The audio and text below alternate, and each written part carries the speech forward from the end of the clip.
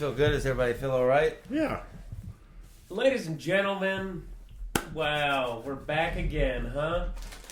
This time with, I'd like to start with Oreos right out of the gate. Yeah. Is that okay? Yeah, totally. Tay walked in with about 4 Oreos. Exactly 4, and there's 3 of us, which is good, because this one just fell apart. Wait, you have way more than 4. No, it's exactly 4. Well, earlier. I mean, we ate There some. was no earlier. They don't know about earlier. Should I break Cheers. it? Oh, no. I thought that was dirt under your nails, but now I know. Just you've Oreo been dust, Yeah. Falling into a sleep He bought this of on the way Oreos here. like Cocaine Bear. Yeah. We've now mentioned Cocaine Bear twice in 2 episodes. I'm like, Wasn't it? Isn't That's that the thing now. something about podcast people like to hear you eat, right? It's pretty ubiquitous. Yeah, we do like an ASMR. What's that disgusting TikTok thing where people just like suck on crab legs? You know, you watch these people. They're usually rotund, and they're just like slurping on octopus legs and stuff. It's about the sound. It does something for people. It makes me want to throw up. Well, that's a combination of ASMR and mukbang. Okay. You know mukbang, right? It sounds like... Have we been demonetized already? It's Never. I'm gonna eat this later. Sure. Yeah. I'm gonna eat this later. I just lost my appetite. Yes, I am familiar. I wasn't sure if it was mukbang or mukbang. Oh, well, maybe you're more sensitive to the culture than the rest of us are. If there's one thing I believe should be held as sacrosanct in this crazy, chaotic world of ours, it is people slurping on crab legs. yeah. It's got its own platform. And we've already gotten to mukbang before we got to your name. Or the name of the... Welcome back to... Sorry. Not after what happened. We are here today with, I would say conservatively, an A-list Roanoke celebrity. Yeah. Very short list. Yeah. It's, I gotta say... Some would say non-existent. Oh, it exists. It exists. Tay is the Robert Kennedy of LA speeches. And don't let anybody fool you. Despite the happy exterior, in this podcast, we will slowly reveal that you are an absolute monster of a person. Totally. Out to lunch. That's what we're here for. That's the objective. And this is honestly more of an intervention than a podcast. This is a smear piece. That Dan, it's going to be. Bring him in. Though, but I say that, and honestly, I think when we met, we started meeting through like these events, right? Yeah, we were both trying to semi-regularly attend charity events in order to dispel rumors that we were horrible people. Am I misunderstanding that? No, that was the perfect summary of it. So you and I, independently awful, terrible people who found each other reprehensible, and I would say a blossoming friendship through philanthropy. Real recognize real. But we were never like there as the big donors. We were always there as like the face that they got to sell the charity. The patsies, if Right. you will. We were charity patsies, for sure. Speaking of the Kennedys. Well, I mean, yeah. Thank you, by the way, for having me. Thanks for the illustrious intro. Yeah. And how did you and I meet? Because it wasn't all of that. It must be the bar scene trivia. Probably. Trivia is really where we Right. all became friends. That's it. All right. We Yeah. got every episode is Martin's, you know. Martin's, Sure. Big shout well, out. it's Martin's. the Epicenter? the massive gravity source that Yeah. you can't escape Yeah. in Roanoke.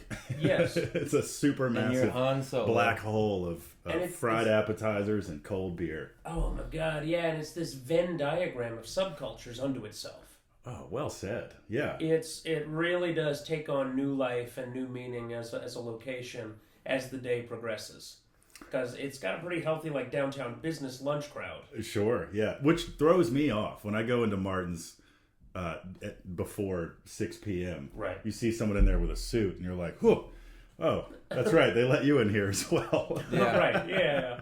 You're allowed to be here. I don't Yeah. have any business to attend. Well, of course, there's you who always goes into Martin's with a suit on. Well, sometimes, Which yes. yeah. Yeah. That's only because of what I'm campaigning for at the time. I can't wait to find out. I've been asking you for years. And I've been wondering for years. So I wanted to give you this.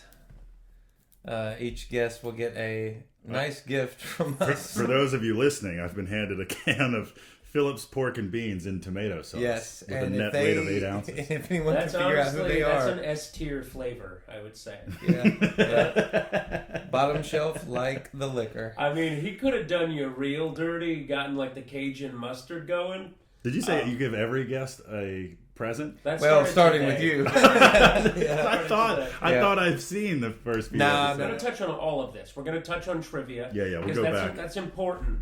And we're going to touch on how you came to be a fixture of the charade charity circus. Sure. Yeah. And then we're going to talk about, I think, the elephant in every room involving Tay Whiteside. Black Dog Salvage. That's it. As well as your current endeavors. Because as I understand it, you're incredibly successful and up and coming in your own business, standing on your own 2 feet. And so we're going to talk about all of those things. But I think I would like to start with this light, icebreaker question. Hit me. And thank you for the compliments, but hit me. Yes. Don't thank me yet. I guess a light, just a easygoing softball, start the conversation off question. Sure. How do you, as somebody in a town of this size who is so recognizable by so many people from in and out of town, how do you not cry? Yeah. Like, what do you do to get away from that? What does a moment look like where you finally check out and decide I need my own space? Yeah, I'm a big proponent of my own space, which is, I was, for those that don't know, I was thrust at the age of 18 onto a national television show called Salvage Dogs, but the only reason it worked was because I had been working that job for 12 years. It was my family's business, Black Dog Salvage, and they just filmed us do what we were doing.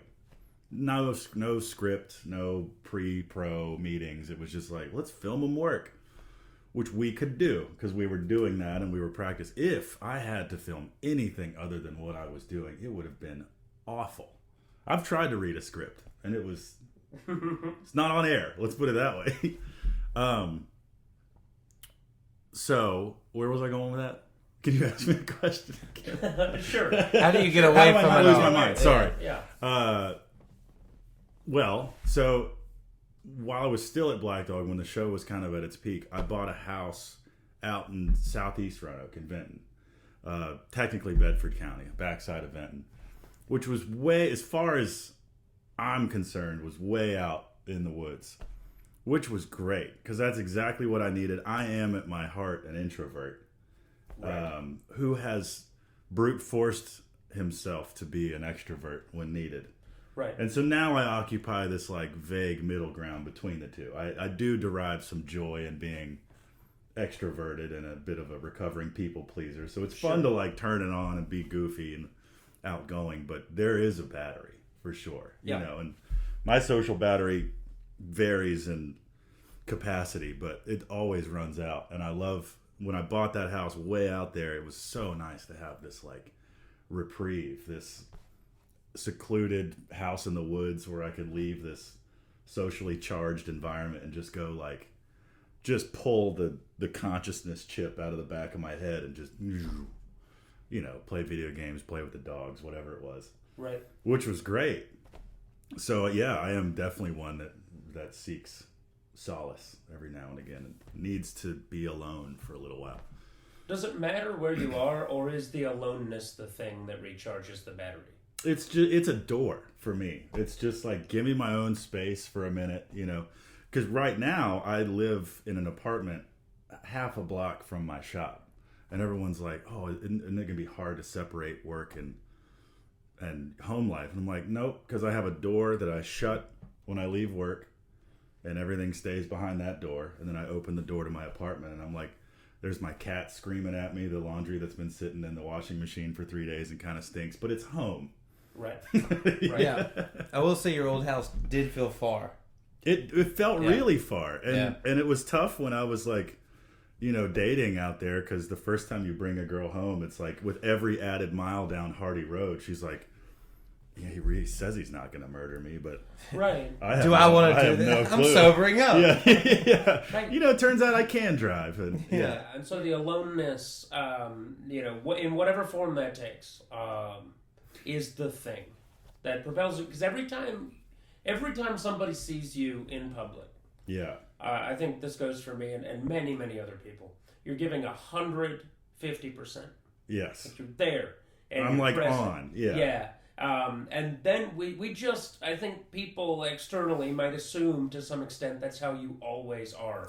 But also I know you well enough to know that you might just disappear for 3 months as far as I'm concerned. Sure. Right? Yeah. You won't be in the places you normally are. Yeah. This is going to be good for me, I think, to hear like...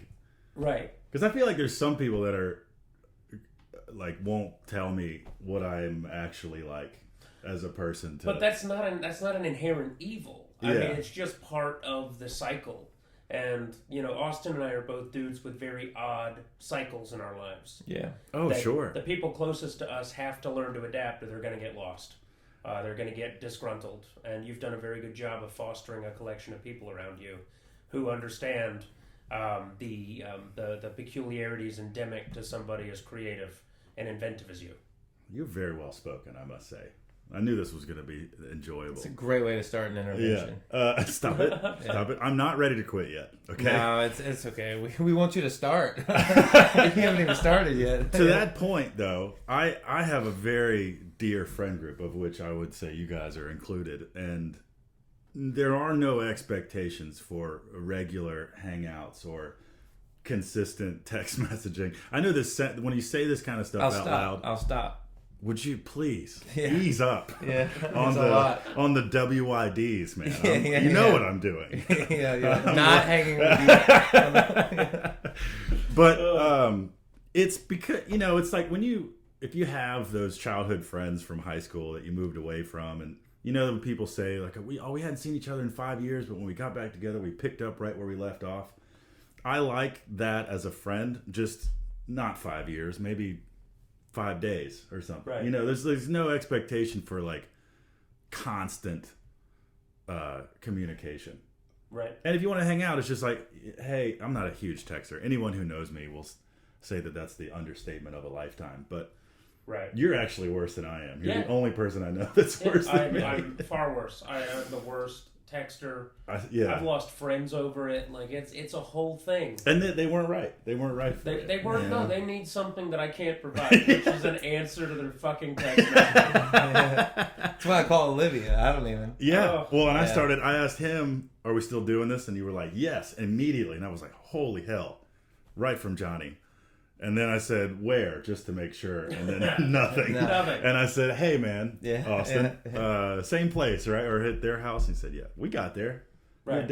We did. But I don't take that personally. Right. And I know that I will not get along with somebody who does take that kind of thing personally.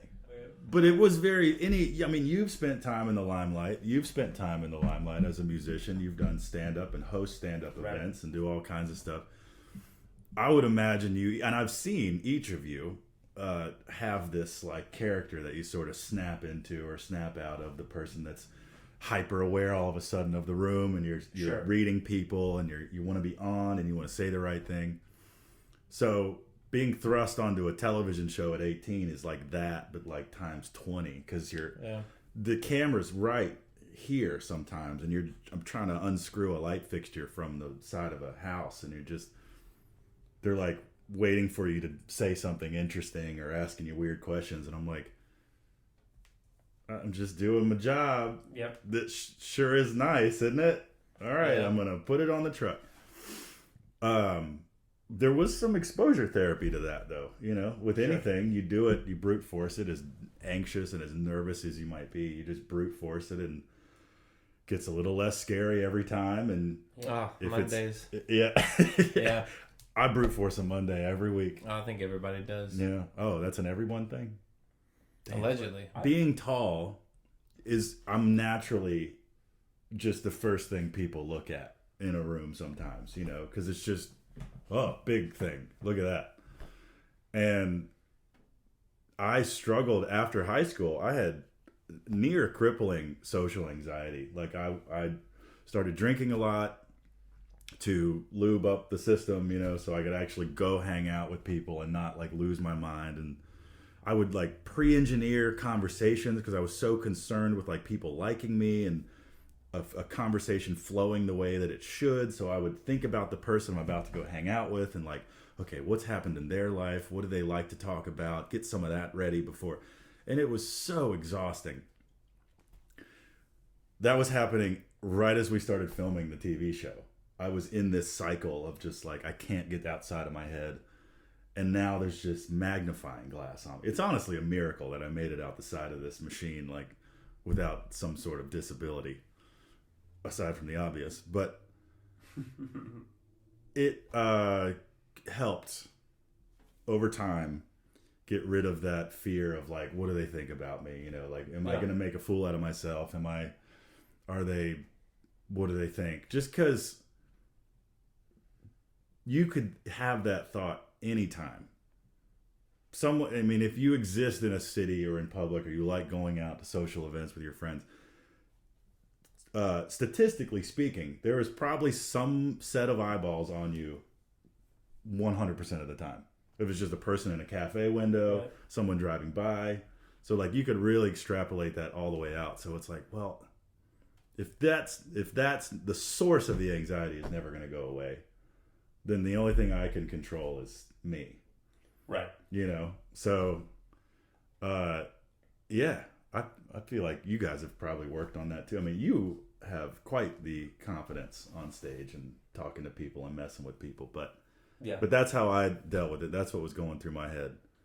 And so, you know, if you got haters, you might as well give them a show, right?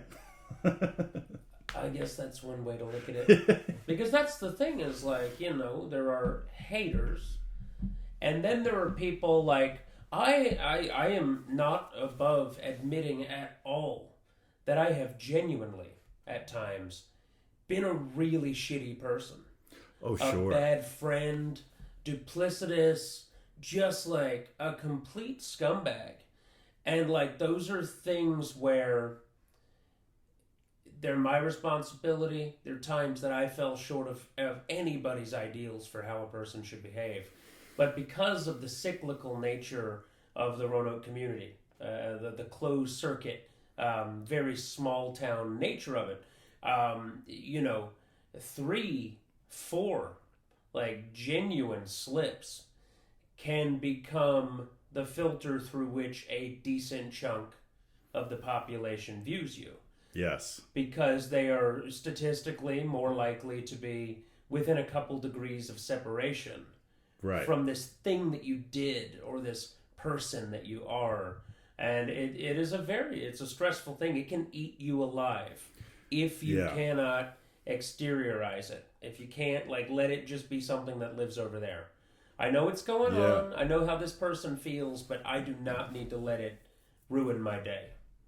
Sure. I mean, that's very well said. And I think about it a lot, you know, I used to think about it more, but you know, it's sort of that when you leave an event, you know, what did I say? Did I piss someone off? Did I say the wrong thing? Did I make a bad joke? I mean, really, if you are thinking about those things, I would almost guarantee you're probably not as bad of a person as you think you are, because you're already thinking about other people's feelings and the outcome of or the consequences of your actions and your words, because it's the sociopaths that don't think about that. If you're an awful person and you have no vague clue that you might be an awful person, then that's real bad. Well, you're probably trying to manipulate from the get-go then anyway. Yeah. And then, you know, if it's eating at you, just reach out to somebody. This is sort of that like 12-step program thing where it's like, if it's really bothering you, some of the most cathartic moments I've had in like, not like friendship rebuilding, but just like addressing social anxiety head on, or this fear that someone doesn't like you, is just like, be weird about it and reach out to them and be like, hey, I'm sorry if this is awkward, but like, I think I may have said this one thing at one time and it's bothering me, and I hope if it bothered you, I just wanted to make sure I apologize for it. And 9 times out of 10, when I've done that, I'm always met with like, oh, no, don't worry about it. Like, wasn't even thinking about it, or like, I was focused over here. And then it's like this black cloud just evaporates. It's just like, oh, good. Okay, I can move on. So the worst thing you can do is just carry that with you as a heavy backpack. Always. If you really care. And if you don't care, then screw it. Let it go, Yep. But it's good practice. To your point, Roanoke is literally shaped like a cereal bowl. Right. And so people and ideas and thoughts sometimes can't really escape it. Right. And I've made this point several times, and I think a small town like this makes you look yourself in the mirror a lot more often than a town like New York would, for instance. Yeah. Because in a big city, you can just like, if you ruin a friendship or a friend group, you can just turn left and reinvent yourself and talk to a whole new group of people and never have to address what you did.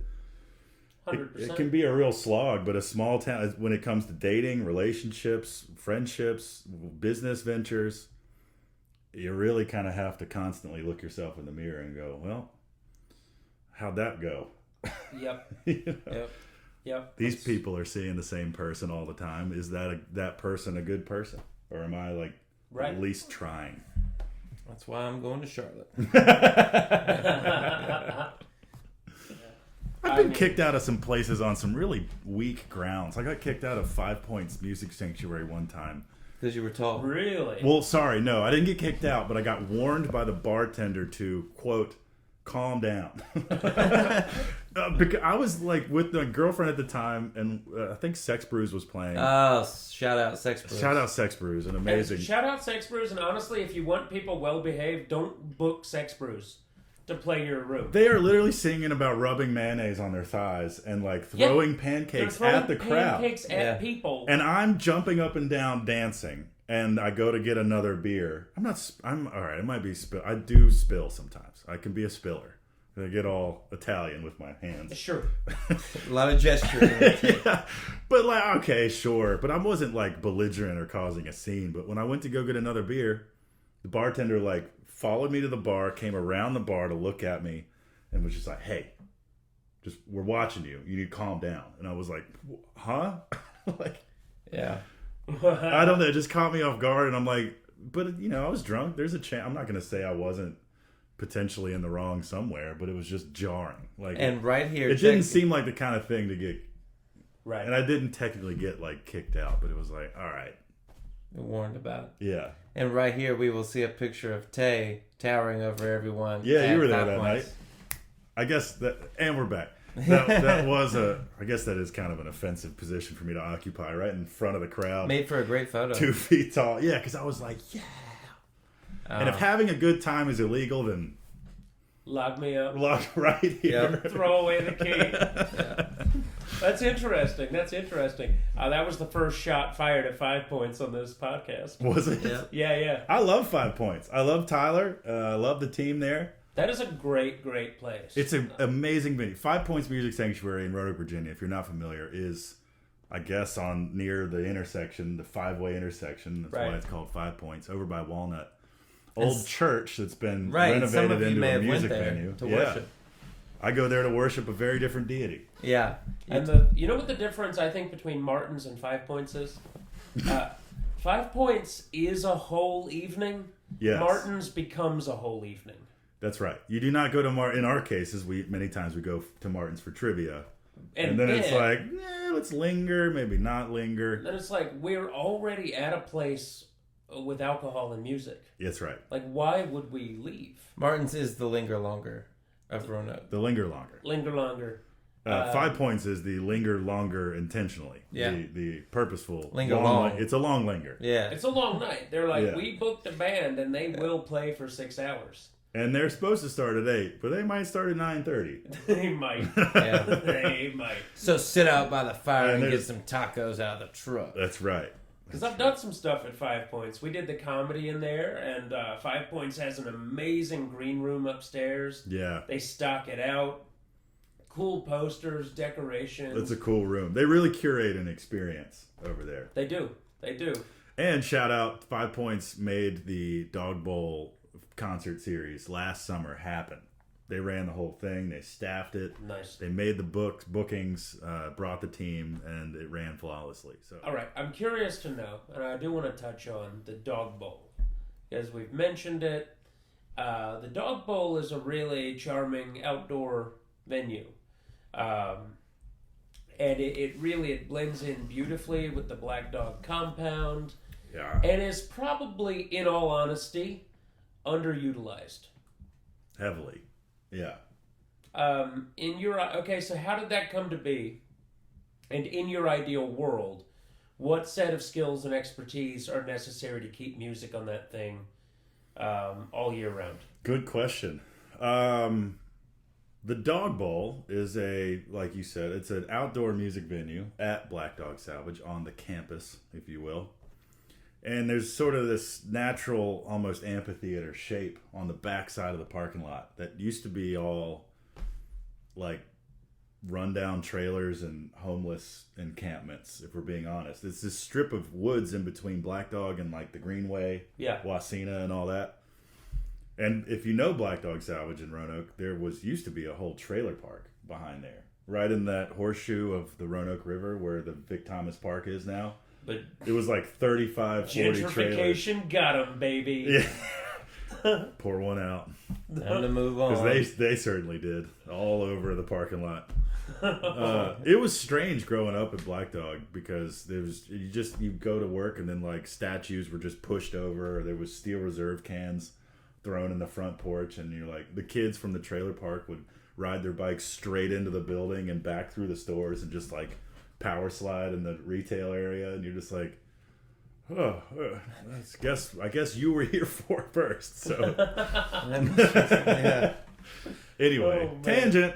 But now all that's been cleaned up, and it's the Dog Bowl, Black Dog Salvage, very dog centered, and it's a bowl shape. So there you go.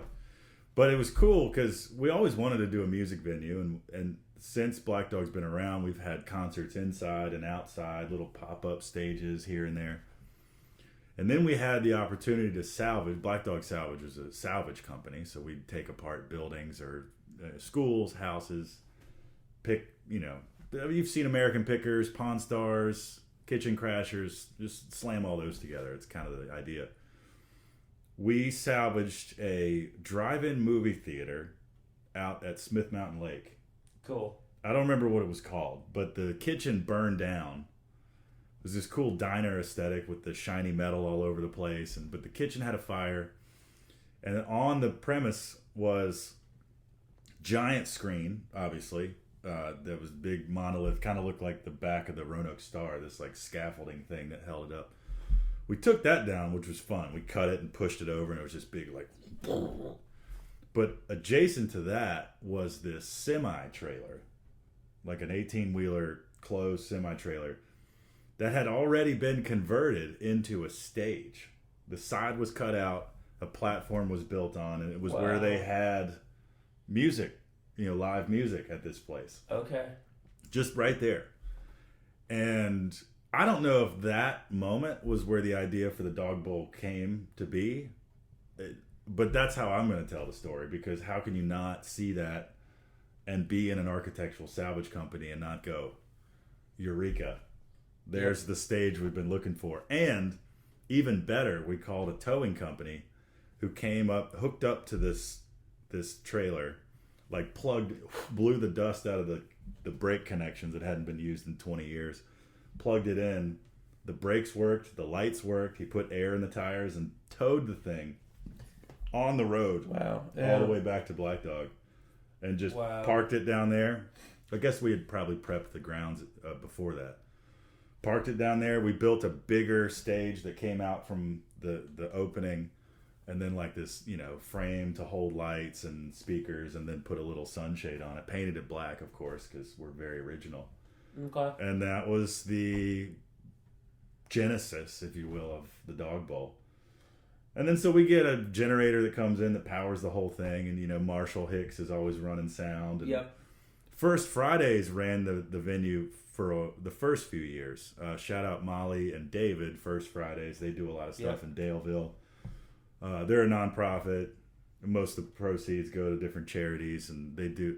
The key, so I've learned, unless you plan to do this full-time as a job, i.e. running a venue, is to build it and then find an organization that already books and it gets volunteers and has the ABC license, the connections with the beer vendors and the food vendors and the ticketing and the presence. Like, that's the fast track way to like populate your music venue. Right. Because boy, is it a lot of work. You know, for a lot of places, it can't be that simple, right? Because, you know, like, you're in a position where the presence of that many people helps you whether or not you're controlling the profits of the event or not. That's right. So Black Dog stayed open during the concert, and people could come and go and shop. There's a whole retail portion of the business. And so you're in a position to offer a group like 5 Points and First Fridays a revenue stream, and all they have to do is produce the show. And a new venue. You know, this music in Roanoke is pretty well saturated. I mean, there's a cover at every door, and most of the shows are, you know, standing room only. And St. Patty's Day was the most busy. There was music on every corner. Yeah. You said every corner you walked around, you were hearing Nawh, but I think that was my headphones. Yeah. Dropkick Murphys, probably. Yeah.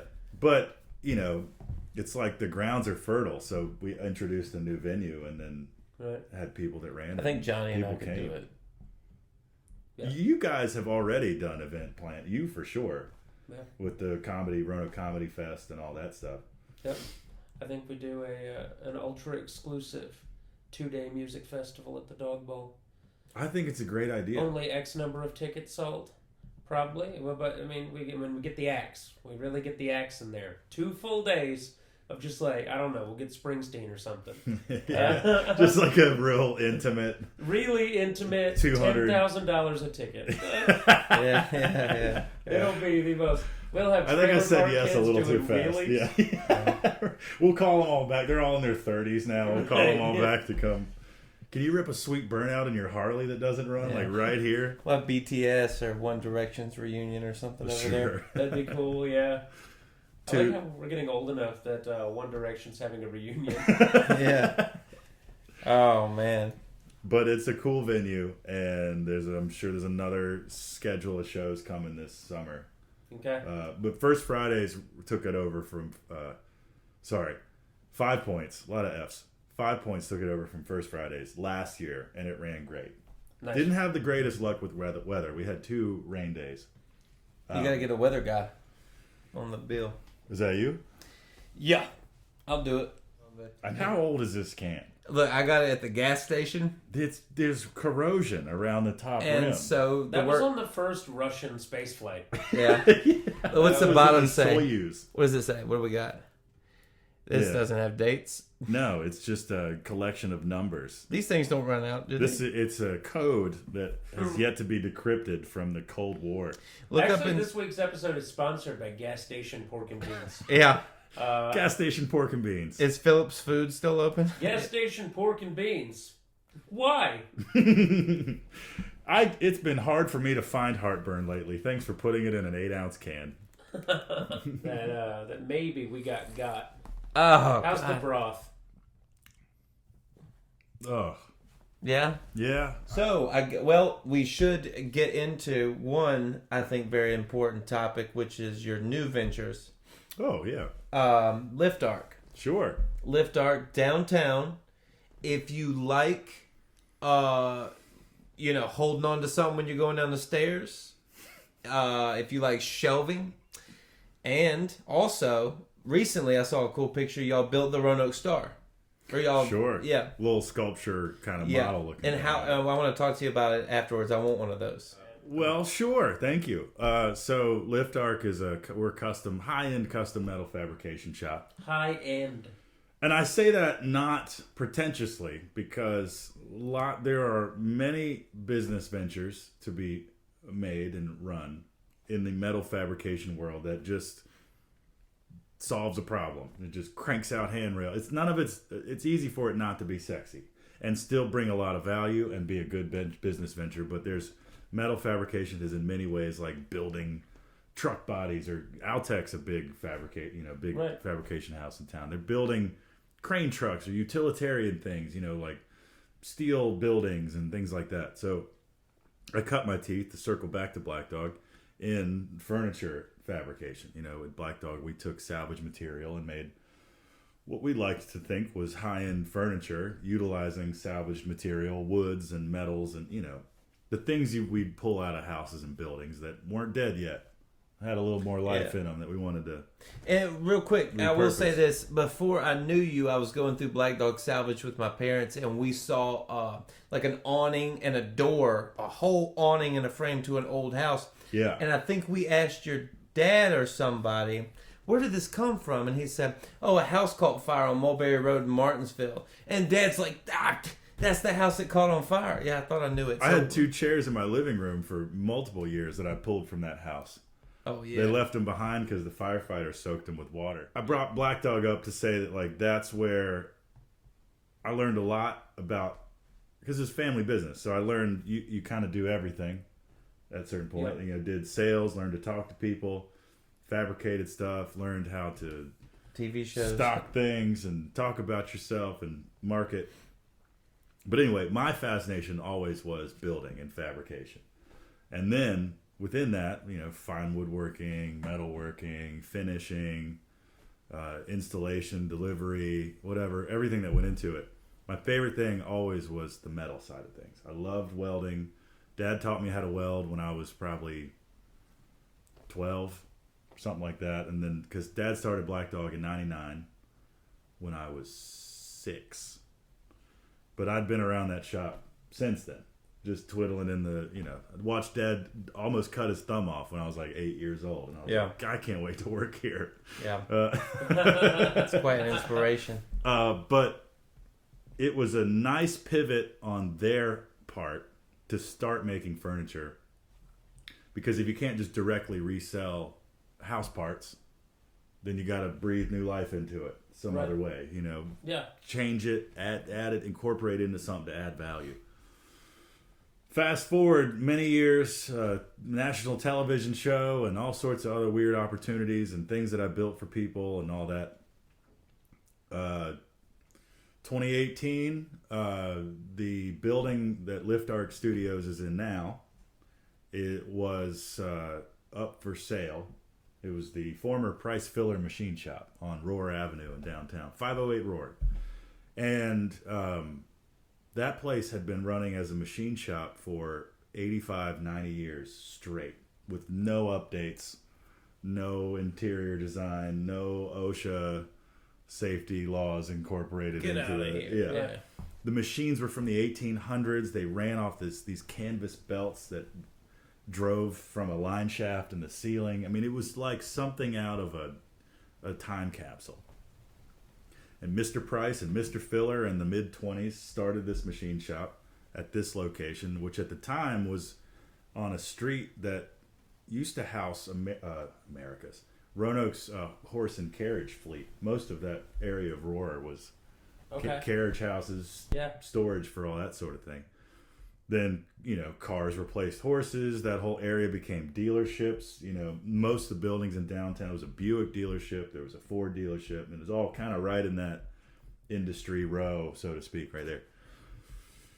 So anyway, fast forward all that. 2018, Mr. Bob Crouch, who used to run that shop, had passed, and the building was purchased by my dad and another local property developer, and they didn't know what they had. I wasn't even in the picture yet, but I'd heard that they bought it, and I was a bit of a machinist and a fabricator at the time, and I got in that building once and did a quick walk around and saw what was in there, and I knew just enough to be like, guys, don't screw this up. There are machines in this building that may be the only one left. Like, there's just super specialized, weird equipment that could only be run by somebody from that time. Like, machinists in the early 1900s, late 1800s were true artists. Like it was done by feel and by sound, and there weren't digital readouts or CNC anything. It was like you knew it was cutting right because of how it sounded, and you only knew how it was supposed to sound because you've done it for 40 years. That kind of thing. So I'd started getting in there. I'm sorry if this is long-winded, but I feel like it's important to like figure out how it all happened. Got in there first for me to just help them make sure they didn't scrap anything that was significant, any of that equipment that was rare or still of value. So I was helping sell the equipment and clean this place out. It was just rat trails. You could barely walk through it. There were like 4 light bulbs hanging from the ceiling, and you couldn't see it. Thick coats of grease and dust on every wall and on the ceiling. So started going through it, and that's when I started my YouTube channel, because I knew that I had to catalog this somehow. YouTube maybe wasn't even on the radar. I was just like, let's just start filling memory cards, because this stuff is one of a kind, some of it. Because buildings like that get bought by developers all the time, and everything's just scrapped, and it's gutted, and it's turned into a brewery or a coffee shop, or bulldozed in completely and turned into apartments or whatever. All of those things can be good, but it just so much of the the baby out with the bathwater type thing happens, where it's just like, screw it, I don't know what it is. It's metal. Maybe I'll get some money for it. Scrap it all. So I feel good that I helped stop some of that. And then we were filming the process, and some of those early videos on our channel are really funny because I had no idea what the point was, but I knew I had to, like, from television, I knew I had to figure out how to tell a story or what the story was. I'm in this shop. Isn't that, like, there wasn't any point. It's just like, today we're going to see what the hell is behind me. Which can be compelling as a, Yeah. It was cool. Title. It worked. Yeah. Like, what the fuck am I doing today?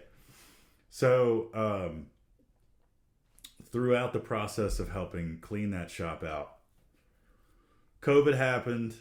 Dad at Black Dog had to furlough almost all of his employees. And I had been preparing for something else, because by that time I'd been there for 15, 16 years. Black Dog Salvage was my only job my whole life, from when I was 10 up to 25, I guess, ish. And I was ready for something else. Architectural salvage wasn't really my passion. And, of course, being the son of a business owner, it's like, are you going to take it over? Your dad. And I'm sure if I wanted to, Dad would have been ecstatic about that. But I think he could tell it wasn't, old house parts, while still very cool and fascinating, just wasn't my passion. Right. I wanted to, building things for people was the thing I fell in love with about that business. But it was only part of that business. I wanted to make it the whole business. So had been sort of saving for something, and then had been cleaning that shop out and kind of shifting my focus to like, well, hey, wait a minute. Maybe this building could be where this is my jumping off point. And so then I went to them and said, hey, what do you think? Would you lease it to me? Do I need to, what can I do to start shifting my focus from I'm helping you clean it out to now I'm turning it into what will hopefully be my future shop. So I know through a lot of that story, I got this several times where I got very lucky, just having that opportunity and being able to get involved on something like that. But don't get me wrong, it was 3 years of like painful, backbreaking, gross, filthy work, sifting through a 100-year-old machine shop. And the one time I come over there, I show up in a suit with an ascot on. Yeah. Tay's like showing me the machines, and I'm like, I remember that. Yeah. I think there's footage of you coming over. Yeah. Oh God, is like, it on the security cameras? No. Oh, you mean like when I was up and running, or did you come over early when I was like? No. When you were up and running. Yeah. Okay. Yeah. Well, it wasn't nearly as dirty then as it was. No, it looked great. Y'all had built a table or something. Yeah. We do that. Yeah. Anyway, is anyone still watching? So by that point, I was up and running, and just dove head first. During COVID, you could cash out your 401k with minimal penalties and just claim that it was for COVID-related financial problems, and so I did that. And I never went to college, really. I did 2 years and 3/4 at Virginia Western Community College for mechanical engineering. My sister went to VCU and got a great art degree, and now she's in Brooklyn. But I never did that. So, I was, again, fortunate enough my parents had a little bit of a college fund that I never utilized because Western is about $20 a semester. Right. Johnny and I picked the other way. Yeah. He said private is for us. I will say I didn't do all 4 years at private. I didn't either. No, but it's interesting to me that you've kind of now for half your life been perched on this intersection of work that is extremely mechanical and utilitarian, but done in the direction of something that is truly creative. Yeah. And beyond that, the fact that so much of your experience has involved this balancing act between creating something new of nostalgia. Yes. Which is inherently... It's an oxymoron. Yeah. It's a paradox, for sure. There are several areas of your life and focus that are, in and of themselves, seemingly oxymoronic. And that's how I would sum up Tay. Really, is you know. I like OxyClean, and I'm a moron. Yeah, so. Yeah. Hashtag oxymoron. Yeah. Where's Billy Mays? Hashtag Beth Macy. We saw her in the woods last week.